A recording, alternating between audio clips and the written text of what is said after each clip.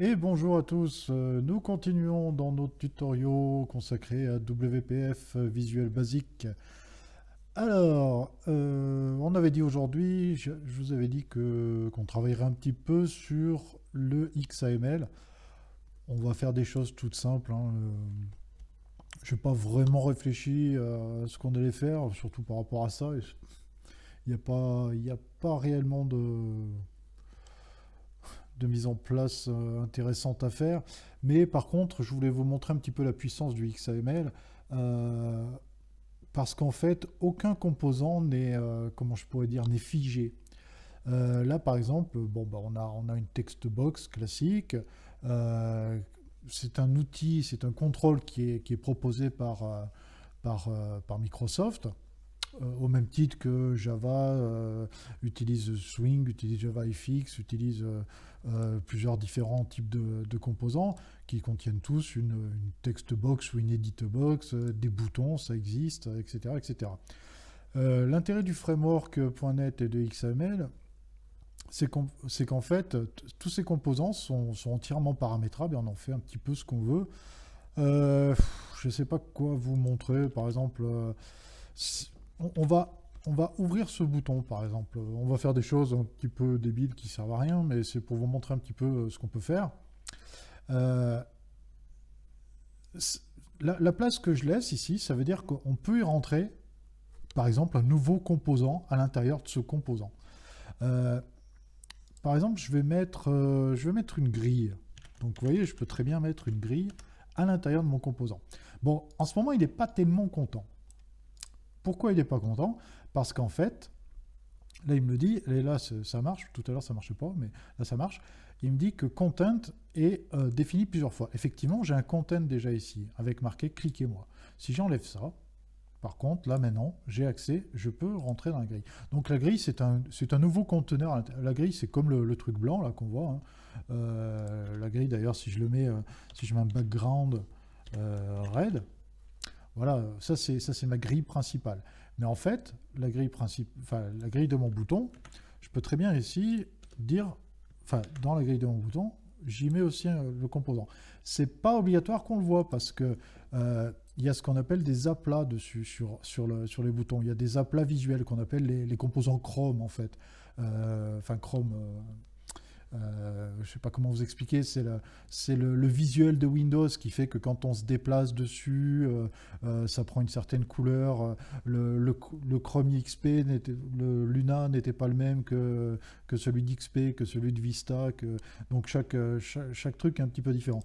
Là, vous voyez, par exemple, on ne voit pas que ma grille devient rouge. Mais par contre, ça n'empêche pas de pouvoir quand même mettre, par exemple, si je veux mettre une text box, je, là, normalement, ça devrait être très bien un texte bloc, par contre, pardon, là je vais marquer mon bouton. Donc vous voyez, par exemple, là j'ai pas pris, j'ai pas forcément, j'ai pas forcément mis dans un texte mon bouton. Vous voyez, hop, soit je peux le mettre à l'intérieur des brackets, par la propriété texte, soit directement à l'intérieur. C'est le même principe en fait. C'est à chaque fois que vous êtes à l'intérieur de quelque chose, ou que vous le mettez ici, ça va prendre le truc. Par exemple, cette grille, je ne suis pas obligé de prendre une grille, je peux prendre un stack panel. Stack panel, ça permet d'empiler en fait, d'empiler les choses les unes au-dessus des autres. Par exemple, si je copie ça et que je le colle là, je vais avoir deux fois mon bouton. Et le stack panel, je peux lui préciser orientation, horizontale, horizontale. C'est-à-dire que maintenant, vous voyez, sur mon bouton, j'ai mis deux textes différents. Bon, ça, je vais le dégager un petit peu, là, le coucou, là. Hop, qui n'a rien à voir. Mais vous voyez, j'ai mis deux texte box. Au même titre que j'aurais pu mettre une ellipse. Une ellipse. Tac, je vais mettre background. Non, c'est fill. Alors, pourquoi ça ne marche pas ça? Je peux pas mettre une ellipse dans un stack panel, hein. Tu connais pas ellipse? Comment j'écris ellipse? Hop, pardon. Ellipse. Bah alors. Si. Fill red. Euh, with, on va mettre 40 et 8 40. Tac. Voilà, regardez, donc j'ai inséré un rond de 40 par 40 directement à l'intérieur de mon stack panel. Donc toujours par rapport à l'orientation horizontale. Je peux même rajouter une marge à l'intérieur. Margine, je vais mettre une marge de 10. Alors, si je mets qu'une seule unité, qu'un seul chiffre dans ma marge, ça va prendre les quatre côtés en fait. Après, je peux très bien dire 10 et 50. 50, c'est peut-être trop. 20. Ouais, c'est encore un peu trop. C'est-à-dire que sur les composants horizontaux, il y aura une marge de 10, donc 10 à gauche et 10 à droite. Et sur les composants verticaux, il y aura 20 en haut et 20 en bas. Le problème, c'est que là, du coup, je dépasse de mon composant de départ, qui n'est pas assez grand. Mais bon, voilà, ça, on voit un petit peu mieux.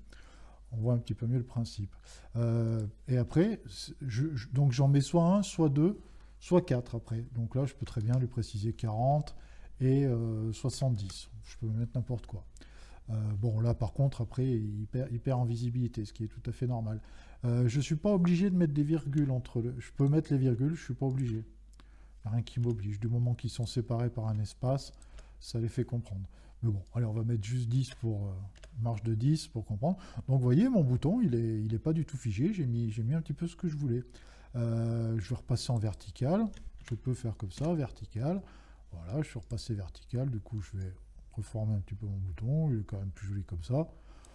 On peut faire un petit peu ce qu'on veut. Je vais remplacer ce texte bloc là qui sert à rien par autre chose. Qu'est-ce qu'on pourrait mettre un rectangle, non, c'est un peu idiot.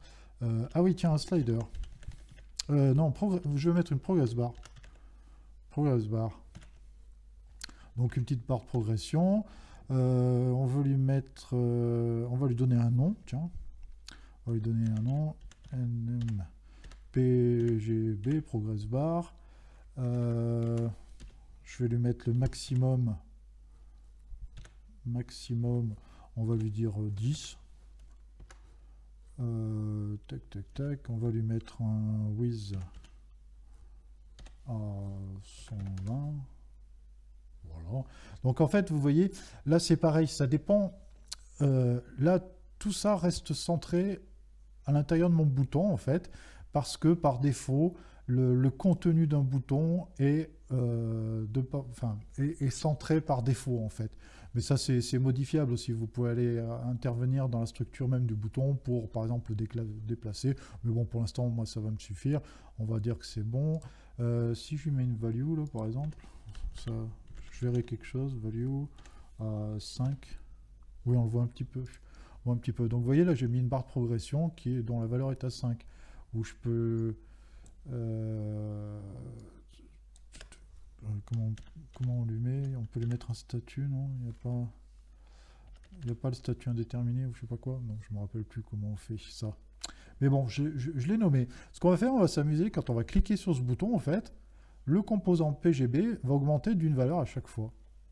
On va faire fi un petit peu de tout ça pour l'instant, on s'en fiche un petit peu maintenant. On va retourner dans le code. Tout ça, je vais le mettre en rem, en fait, ça n'a plus vraiment d'importance. Mes fonctions aussi ne me servent plus. Donc, ce que j'appelle mettre en remarque, en rem, c'est en fait ajouter des commentaires. Je ne voulais peut-être pas expliquer ça depuis le début. Tout ce qui va commencer avec... tout ce qui va être après ce symbole, là, je sais même pas comment ça s'appelle, ça, ah bah zut, j'ai pas le nom. L'apostrophe, en fait, c'est l'apostrophe.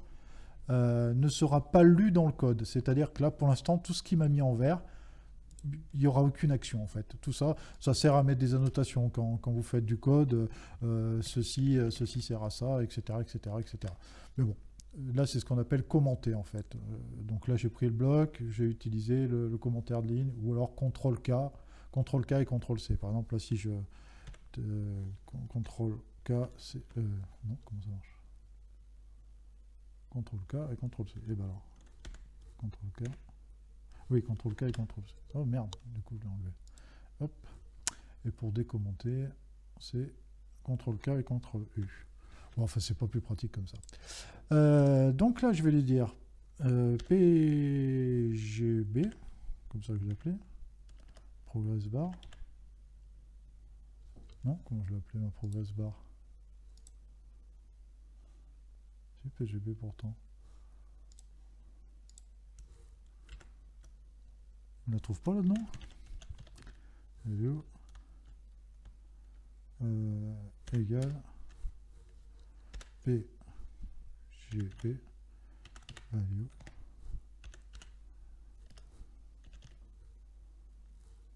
plus égale 1.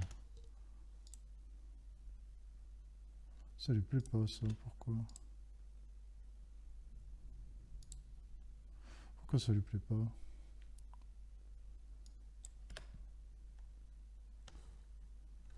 Plus 1, pardon, c'est pas plus égal. Ok, on va juste tester ça. Je vais le remettre le compteur à 0, maximum 10. Je n'ai pas mis la valeur. Non, je peux mettre valeur. Ok. Vous voyez, à chaque fois que je clique, bon, jusqu'à la limite de 10, hein, puisque j'ai limité à 10, mais en fait, vous voyez, mon bouton, il n'est pas du tout fermé. On peut vraiment en faire ce qu'on veut. On pourrait mettre une liste à l'intérieur d'un bouton, on pourrait mettre des images, on met un petit peu ce qu'on veut. Et c'est un petit peu tout l'intérêt de XAML, c'est vraiment tout est modulable. Avant, dans les anciens systèmes de programmation, on faisait ce qu'on appelait des contrôles utilisateurs pour essayer de fabriquer des nouveaux composants. Des fois, on n'a pas toujours ce qu'on veut au niveau des composants. Par exemple, vous voudriez plutôt un bouton qui actionne une liste déroulante, qui est une liste déroulante en dessous. Ce pas des composants qui existent ça naturellement dans les... qui existent naturellement, mais vous pouvez très bien le fabriquer. C'est tout à fait possible, il n'y a pas de contrainte en fait. On peut faire énormément de choses très facilement. Donc vous voyez, là j'ai réussi très rapidement à faire un petit truc pour vous montrer un petit peu les possibilités. Après, on peut aussi rajouter des marges, rajouter des alignements, des trucs comme ça. Et puis voilà, là j'ai un fil, j'ai un... Comment on appelle ça, c'est pas le border, c'est le... Oh, je sais plus, pour mettre un pourtour. J'en fais pas souvent de ça. Je sais plus vraiment le truc. Hop. Mais bon, on va s'intéresser aussi maintenant aux alignements, aux trucs comme ça, parce que ça c'est des choses qu'on va voir souvent. Vous me verrez d'ailleurs très peu souvent utiliser la boîte à outils et puis faire des glisser-déposer. Hein. En principe, on ne travaille pas comme ça. La plupart du temps, quand vous concevez un logiciel, le minimum, c'est de faire au moins, ou d'avoir l'idée générale de ce que vous voulez obtenir, et travailler au départ sur la grille, et puis créer en fait des colonnes et des colonnes et des lignes, en fait, des rows et des colonnes. Donc pour ce faire, on peut très bien aller sur le premier composant grille, et puis vous voyez, si je me déplace dans les bordures gauche ou les bordures hautes, il me propose de créer en fait des coupes en fait comme ça. Donc là, si j'en fais une, vous voyez ce qu'il m'a fait, il m'a rajouté à l'intérieur de grille, il m'a rajouté un grid colonne définition. Donc ça veut dire que dans la propriété grille, on ajoute une définition de colonne dans lequel je rajoute colonne définition avec un with. Et donc voilà mes deux colonnes qui se sont créées. Si j'en crée une troisième, voilà, très facilement. Alors vous remarquerez aussi qu'il y a il y a un petit astérisque qui apparaît. Ça va être très pratique quand vous voulez faire du redimensionnement. Si je mets des valeurs en brut comme ça va figer au pixel le composant. C'est-à-dire, vous voyez, par exemple, lui, on va enlever ces marges là maintenant parce que du coup, ça le perd un petit peu. Tac, tac, tac. Lui, il ne sait plus vraiment où il est. Il n'a plus l'emplacement d'ailleurs. Ça, je vous montrerai après. Colonne 1. Il ne faut pas que je le mette de with. Voilà. Tac. D'ailleurs, je ne veux pas le mettre sur la colonne. Si, je vais le laisser là.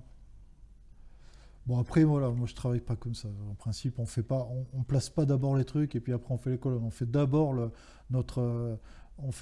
nos colonnes et nos lignes, et ensuite on pose nos composants dessus. Par exemple, le coucou, là, je vais le déplacer ici. Ça va être beaucoup plus visuel. On va le mettre en colonne 0 et en colonne 1. Et je vais rajouter alors grid row tech 0. Et mais il y a déjà une row. Ah oui, pardon, je l'ai déjà défini. Hop, grid row 0. Et j'enlève toutes ces valeurs de marge que je laisse à 0. Donc voilà, il s'est déplacé. Il faut enlever aussi le 8. Et donc voilà, maintenant il colle parfaitement. Et ce texte-là colle parfaitement à la grille. Alors maintenant, même, on peut lui dire, bah, le texte, maintenant, texte alignement, bah, center. Donc il va se centrer. Et vertical alignement, center aussi. Donc là, voilà, il est entièrement aligné. Ce qui fait que si je repense à ces astérix-là, si je les remets, enfin, si je les enlève, si je les laisse comme ça, on est au pixel, c'est-à-dire cette largeur fera toujours 213 pixels, celle-ci fera toujours 188 pixels et celle-ci 116. Par contre, si je mets les astérix, ça me permet de travailler en valeur relative, c'est-à-dire toujours par rapport, en pourcentage par rapport au conteneur principal. Pour simplifier, par exemple, je peux très bien dire bah, que ça fait 3, ça fait 1, et ça fait 1. Et j'obtiens, bon, c'est pas tout à fait la même chose, on va dire 2 et 1, voilà. Et là, je travaille beaucoup plus propre. C'est-à-dire que maintenant, si je lance mon truc, et que je modifie, bon, c'est pas très visuel parce que il aurait fallu que je mette d'autres trucs quand même pour faire comprendre. On va en mettre un autre, tac, tac, tac, on va mettre le même. Clac. Lui, on va lui dire, tac, format XML, on va lui dire qu'il est en colonne 0. Ok, oui, pardon, le nom, il ne faut pas qu'il ait de nom, lui. On va lui dire qu'il a un background en red, aussi, c'est plus simple. Et vous allez voir que celui-ci va s'agrandir proportionnellement. Voilà, on le voit bien là. Il s'agrandit proportionnellement à la forme. Et lui aussi, d'ailleurs, on aurait pu lui rajouter un... On aurait pu lui rajouter... alors, tac, ajuster tout. On aurait aussi pu lui dire bah, un background blue, par exemple. Background, Dodger Blue. Voilà, comme ça, on voit bien ce qui se passe. Donc la verticalité est faite automatiquement par le vertical alignement. Là, j'ai centré le texte et non pas le composant. En fait, c'est le texte que j'ai centré. J'aurais aussi bien pu mettre le composant en alignement centré, mais le problème, c'est qu'on n'aurait pas... Enfin, il se serait limité ici. Tandis que là, c'était pour vous montrer comment ça se passe. Donc là, on va bien le voir comme ça. Là, tac, tac, tac. On voit bien. Après, on peut très bien définir une limite minimum à... Là, par exemple, le width fait 525. La largeur, je peux très bien lui dire min width est égal à 525. D'ailleurs, ça me permet d'enlever ça. C'est-à-dire, je lui dis, bah, tiens, ta largeur minimum sera ça. C'est-à-dire que... combien j'ai mis du coup là voilà. Tac, tac, tac. Là, je peux pas aller plus bas. Ça limite. Quoique non, du coup, je l'ai perdu, ma largeur. Je ne sais plus où il en est. Donc, je vais le remettre. Je croyais que je pouvais l'enlever, mais non, je peux pas, apparemment. Après, il a plus de tenue. Ok, idem pour le minimum 8. Min 8. 350. Comme ça, au moins, on est sûr que tous nos composants seront visibles, même si on essaye de redimensionner la fenêtre. Vous voyez, je ne peux pas descendre plus bas que ça, ça permet. Puis par contre, bah, l'intérêt, c'est que vous avez certaines zones qui pourront très bien s'agrandir à volonté sur un écran 22 pouces ou sur un écran 10 pouces. Après, c'est à vous de voir. Cela aussi, on aurait très bien pu en fait enlever toutes les valeurs. Là, par exemple, ils sont vraiment disposés. Regardez, c'est la marge qui gère le remplacement. C'est-à-dire que si on déplace tout ça, enfin la hauteur, ça ne va pas forcément nous déplacer. être bien dans tout ce qu'on veut. Par exemple, mon bouton, je voudrais toujours qu'il soit en bas à gauche, si je veux. Donc ce que je vais faire, je vais ici, j'en ai pas déjà fait un, non, je sais plus comment je les ai fait. Ici par exemple, tac, on va créer une limite ici. Du coup, ces deux-là, on va les centrer un peu mieux parce que là on va mettre un autre texte, notre test, notre fenêtre, test. Ici, on va en fait les inclure dans un stack panel parce que ça sera beaucoup plus facile à gérer. Hop, stack panel. Donc, j'ouvre mon stack panel, je mets les deux composants à l'intérieur. Clac. Donc, le stack panel, pour l'instant, il m'a tout mis là, puisque je ne lui ai pas défini son emplacement. Donc, je lui dis, dans la grille conteneur, au niveau des colonnes, tu seras sur la 0. Et au niveau de la grille sur la ligne, tu seras en 1. Voilà. Alors, vous allez me dire, mais on n'en voit toujours qu'un. Pourquoi? Parce qu'il y a encore toutes ces histoires de marge qui sont restées, donc il faut les enlever. On va enlever tout ça, le with, le height, tac, pour lui, le top alignement, tout ça, on s'en fiche un petit peu. Le text wrapping même, on s'en fiche un petit peu. On verra après ce qu'on rajoutera. Tac, et lui pareil, tac, tac, tac, tout ce qui est... Mais même ça, on n'a pas besoin, le grid row, ça n'existe plus puisque je suis dans un stack panel. On va reformer un petit peu ça. On va rajouter une marge. Alors, ce que je vous ai peut-être pas montré aussi, petit truc sympa. Si vous voulez rajouter... non, mais je ne vais pas vous le faire là, je vous le ferai plus tard. On va rajouter une petite marge de 10, tiens, pour l'écarter un peu. Et idem là. Idem là. Tac, tac. Donc, vous voyez, là, on les a écartés. Peut-être trop même. On va mettre juste 5. 5 suffit. Donc en fait, il a une marge de 5 en haut, 5 à gauche, 5 en haut, 5 à droite et 5 en bas. Et lui, pareil. Donc c'est pour ça que là, en fait, c'est écarté de 10. Cette hauteur-là, on n'est pas obligé. On peut très bien aussi, dans la row, lui dire, bah, après tout, c'est pas moi qui vais te donner la hauteur, c'est toi qui vas avoir une hauteur automatique. C'est-à-dire, tu vas te caler par rapport aux composants qui sont à l'intérieur de toi. Donc, un composant textbox ayant une hauteur à peu près limitée à la taille de son texte, si j'y rajoute des marges et des choses comme ça, ça va faire que ça va, comment dire, ça va lui définir en fait une hauteur. Donc, comme il y en a deux, lui, il prend automatiquement la taille suivante. Et là, après, c'est pareil, je peux travailler en lui disant, bah, ça c'est 1, pardon, 1. La hauteur, c'est 1. Et là, c'est 1 aussi. Non, ça fait pas. On va dire 3.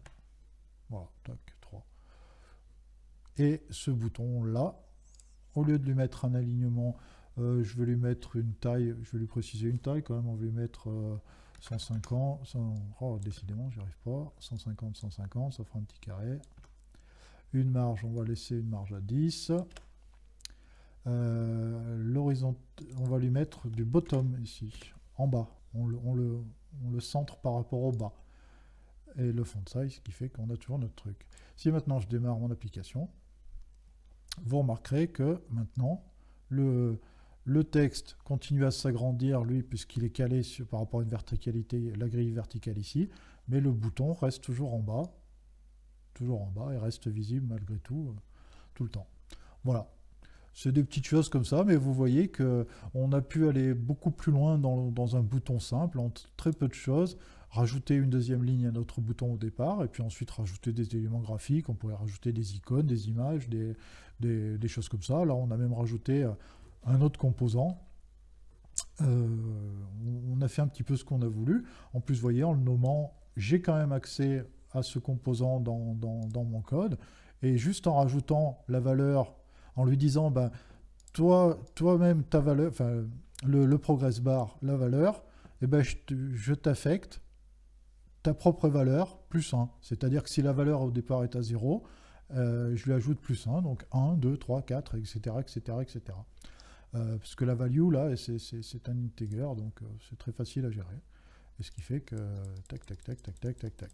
Bon, ça n'a aucun intérêt en soi, mais c'était pour vous montrer qu'un bouton, on en fait ce qu'on veut. Après, il existe les systèmes de style où on peut vraiment faire des modifications beaucoup plus visuelles à nos composants. Par exemple, rajouter des bordures, des effets, comment je peux dire, d'ombre ou carrément faire des composants 3D, des choses comme ça. Mais je vais peut-être pas trop aller dans ce domaine-là. Vous pouvez regarder à peu près sur beaucoup de sites internet, vous trouverez énormément de choses sur le XAML et les possibilités. On peut très bien changer, mettre des comment ça s'appelle, au niveau du pinceau, je peux très bien mettre on va changer un peu de couleur quand même, on va arrêter de rester dans le rouge. Tac, on peut faire des trucs assez sympas, un petit peu comme on veut. Ok, clac. Voilà, vous voyez, là j'ai fait un truc tout moche. Hein. Mais bon, je dirais, on n'a aucune limite dans tout ce qu'on veut faire. On peut vraiment faire énormément de choses. Et encore le mieux, c'est en principe quand vous installez Visual Studio, vous avez Blend qui est beaucoup plus, c'est sur une base de Visual Studio, mais ça va vous permettre en fait de travailler beaucoup plus proprement le XAML par rapport à des choses telles que l'animation, des choses comme ça. Par exemple, sur un survol de bouton, eh ben, je peux lui faire une légère animation où il va changer légèrement de couleur, de choses comme ça. Je pourrais régler une espèce de time-lapse d'animation qui va pouvoir dire bah tiens le petit rond là il va se déplacer légèrement de gauche à droite, ou on peut faire plein de trucs, hein. Tout est possible. Après on peut faire des rotations de texte, on fait un petit peu tout ce qu'on veut, des zooms, tout est possible, vraiment tout est possible. Donc moi ce que je vous conseille, c'est vraiment quand vous travaillez, pensez d'abord un petit peu comment votre interface doit être fabriquée, commencez à créer je dirais une première grille principale, même si vous savez pertinemment que votre forme va se complexifier au fur et à mesure. N'hésitez pas à faire une première grille, par exemple, qui comportera, vous savez que, je sais pas moi, vous voulez faire une fiche article, sur la gauche, il y aura la liste des articles existants, et puis sur la droite, le détail des articles. Ben, vous allez faire déjà une séparation verticale en disant à gauche, il y aura une liste, ça je peux le gérer, puis je pourrais mettre des stack panels ou d'autres grilles à l'intérieur ou d'autres trucs comme ça. Dans une grille, je peux mettre une autre grille, hein. Si je veux, je crée une autre grille ici. La grid, tac. Oh là là, décidément. Grid, on va... mais je refais la même erreur. Grid. On va la mettre en colonne 1 et grid row 2. Pour vous la montrer, je vais faire un background en green. Donc elle apparaît ici. Et là, je peux très bien ensuite lui dire grid. Oh, je trouve pas mon geste ce soir. Grid redéfinition. Tac. De nouveau, redéfinition. Donc là, pour simplifier, je fais ça. Clac. Hop, non, j'ai fait une erreur. Donc là, j'ai fait deux. J'en fais deux. Je vais rajouter deux rows, je fais ça. Après, je peux faire ça. Voilà, je crée un quadrillage. Ça, je ne vais pas l'utiliser. Si je définis pas en fait de width, ni de longueur ni de largeur, par défaut ça prendra toujours, ça se divisera en fait d'autant, c'est-à-dire que là il y a 3 colonnes, ça va se subdiviser en 3 parties égales et en 4 rows égales si j'y mets rien automatiquement, ce qui fait que là si je mets quelque chose, on peut très bien mettre un bouton à l'intérieur. Si on voulait faire par exemple une calculatrice, on va peut-être mettre une petite marge de 2, on va lui dire donc grid colonne 0, grid row 0, on va mettre un content à 7 par exemple, comme si on voulait faire une calculette. Je ne vais pas tous les faire, mais c'est pour vous montrer. Hop, tac, on va agrandir un petit peu ça pour être plus propre. Hop, allez, je colle. Maintenant, je lui dis le grid de colonne 1, ça sera 8. Tac. Colonne 2, ça sera 9. Voilà, vous voyez un petit peu le genre qu'on peut faire. Et ensuite, je copie tout ça. Clac. Je colle. Je réaligne mes trucs, vous allez voir pourquoi. Là, je vais vous montrer une petite astuce que je ne vous ai pas montré encore. C'est quand on veut faire... Normalement, vous savez qu'on peut faire une sélection verticale, horizontale. C'est-à-dire que je tiens cliquer et puis bah, voilà, je fais une sélection horizontale. Par contre, il n'est pas possible, normalement, si je veux sélectionner que le 0, que les 0, là, les transformer en 1, c'est pas possible si on essaye de tenir cliquer. Par contre, si vous positionnez votre curseur ici, vous faites Alt et vous descendez, là, je peux faire une sélection verticale. Et là, je remplace le 0 par un 1. Et voilà. Les 3, là, je les ai descendus d'une row à chaque fois. Et je peux recommencer. Clac, clac. Je recentre mes trucs. On recommence. Hop, row 2. Et là, j'ai plus qu'à changer. 4, 4, 5, 6. Et 1, 2, 3. Voilà. Et là, vous remarquerez que si je démarre, bon, il ne se passe rien, j'ai affecté aucune action sur ces boutons. Ils sont un peu petits d'ailleurs, mais vous voyez qu'ils se redimensionnent bien au fur et à mesure. Ils prennent bien toute la taille possible, toujours avec une marge identique à chaque fois. Il y a toujours 2 pixels, enfin je ne sais plus combien j'ai mis, il y a toujours le même nombre de pixels. Tout est relatif, tout est calé par rapport à ce que je veux faire. On fait vraiment ce qu'on veut. J'aurais pu changer la taille du texte, y mettre par exemple, là je vais en faire un, font size 24. Alors là, celui d'ici, je le prends, clac, je le copie, je le mets ici, non, pardon, je le mets ici, Alt, tac, coller. Ah oui, pardon, il me colle aussi sur les lignes vides, c'est normal, zut, trop vite. Colle aussi sur les lignes vides, mais c'est pas grave. Voilà, on a grandi, on pourrait faire d'autres choses, hein, beaucoup plus de trucs. Mais voilà, c'est pour vous montrer un petit peu le XAML, les possibilités. C'est vraiment fabuleux. J'ai fait une grille dans une autre grille, ce qui fait que faut pas trop s'inquiéter au départ de dire ah bah tiens, est-ce que tous mes boutons vont rentrer, est-ce que je vais être coincé, finalement bah ça je trouve que c'est un peu petit, bah je l'agrandis, j'aurais besoin d'une colonne de plus, là-dedans bah j'ai plus qu'à en rajouter une, après suivant les limites visuelles hein, bien sûr, mais vous voyez là maintenant j'ai la place de pouvoir y caser les plus, moins, etc., etc. Voilà, tout est faisable assez simplement. J'avoue que j'ai été un petit peu vite là-dessus. Je ne veux pas tout vous montrer parce que de toute façon, on pourrait en faire des heures et des heures hein, de XAML et de visualisation. C'était juste pour vous montrer quelques principes de base au niveau des grilles, des alignements, des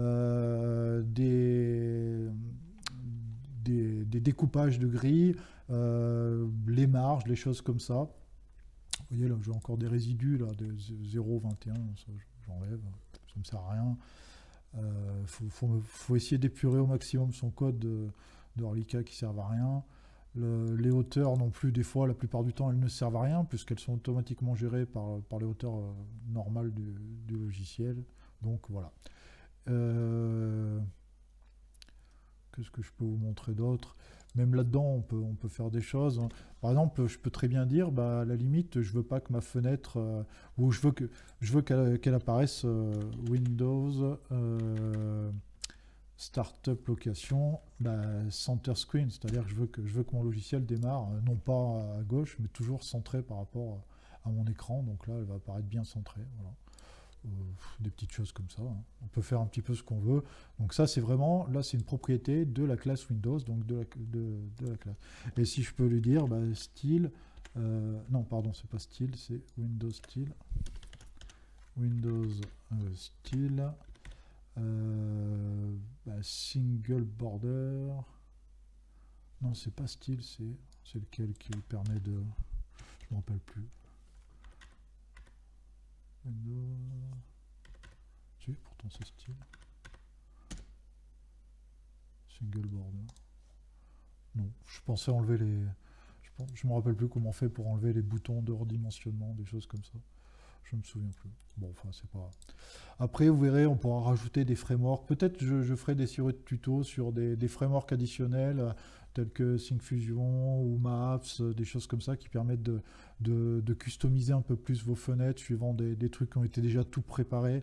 Parce qu'effectivement, on peut faire des choses, on peut se créer ses propres styles. D'ailleurs, vous remarquerez souvent que c'est mieux de créer ses propres styles.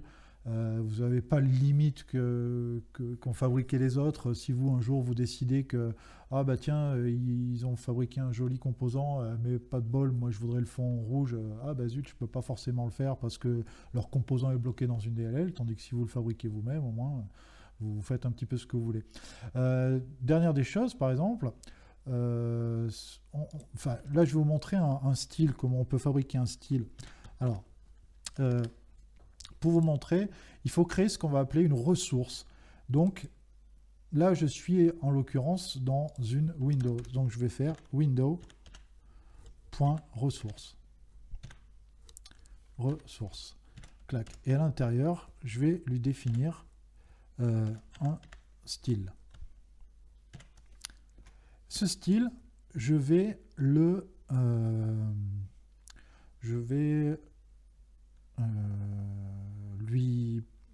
lui donner sa target. C'est-à-dire, tu vas te limiter au bouton. Et ce que je vais faire, je vais proposer, je vais lui dire un setter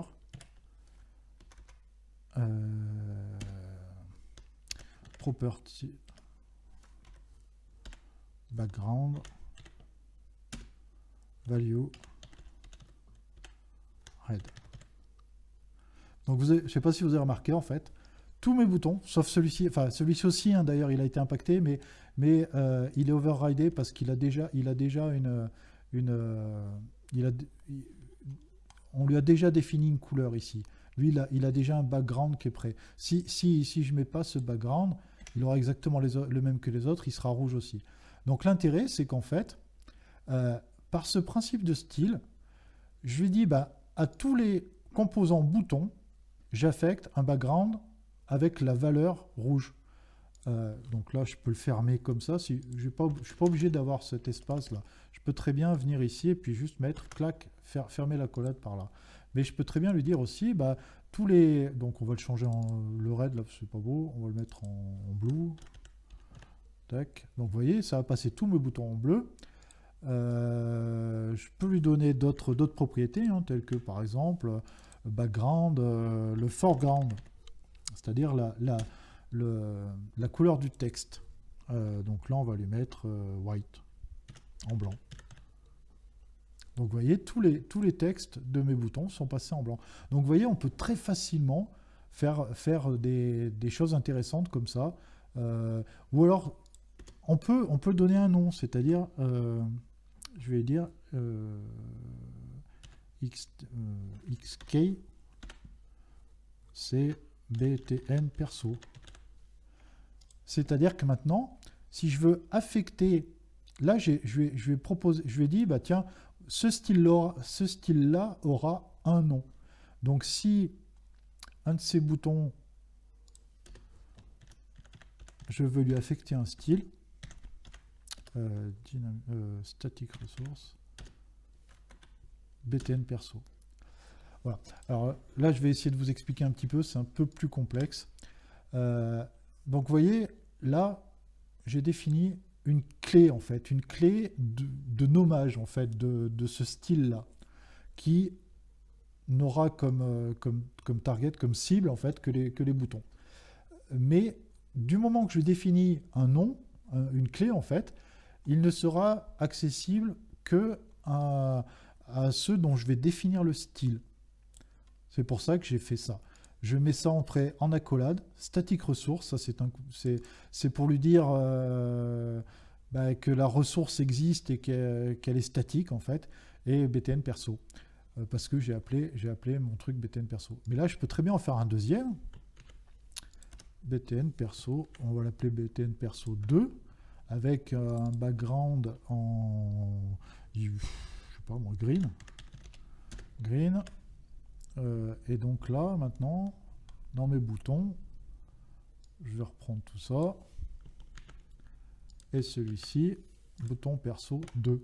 Et là, il va passer en vert. Ah oui, mais merde, vert sur vert. Enfin bon, bref, vous avez compris le truc.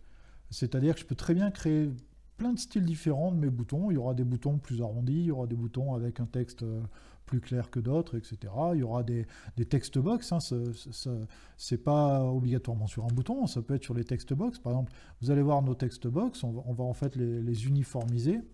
On va créer donc toujours dans les ressources, on va créer un nouveau style.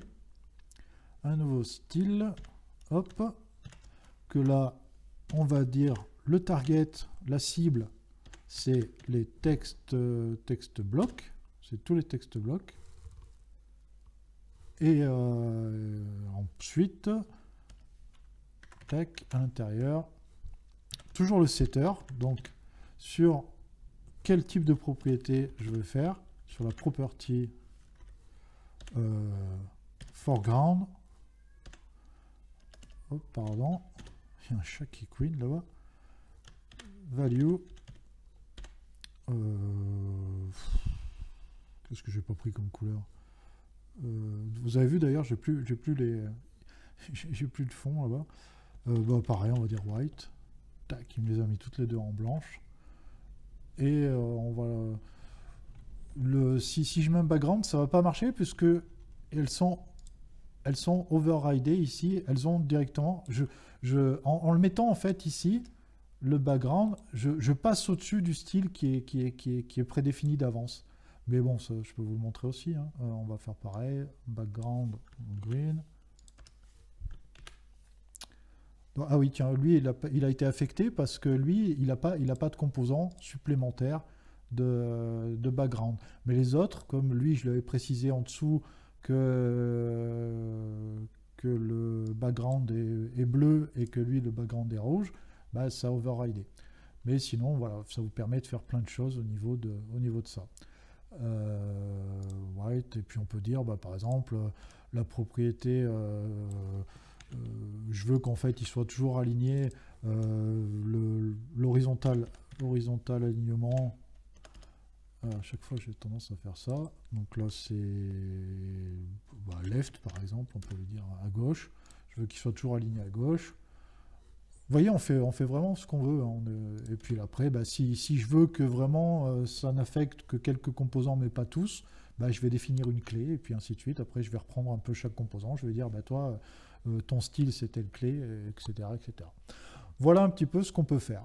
Je pense que la prochaine fois, le prochain épisode, on va partir plutôt sur un nouveau projet, parce que là, il n'y a pas grand-chose à faire avec ça. Et puis je suis parti un peu de rien, j'avais pas vraiment d'idée sur quoi vous montrer, mais là on va partir sur un projet un peu plus concret avec des objets, des listes, pas forcément des bases de données, mais on va commencer à travailler un petit peu les objets, créer des nouveaux, un nouvel objet, créer des listes avec des composants éditables, des choses comme ça. On va faire un petit peu plus, pour peut-être partir sur un genre de produit ou un truc comme ça, où on fera des listes de produits avec des prix hors taxe, des prix TTC, des trucs comme ça, on verra bien. Voilà, sur ce les amis, n'hésitez pas à me demander des petits détails si vous voulez en commentaire, il n'y a pas de souci, je pourrai vous y répondre. Allez, à bientôt pour de nouveaux tutoriaux, ciao ciao.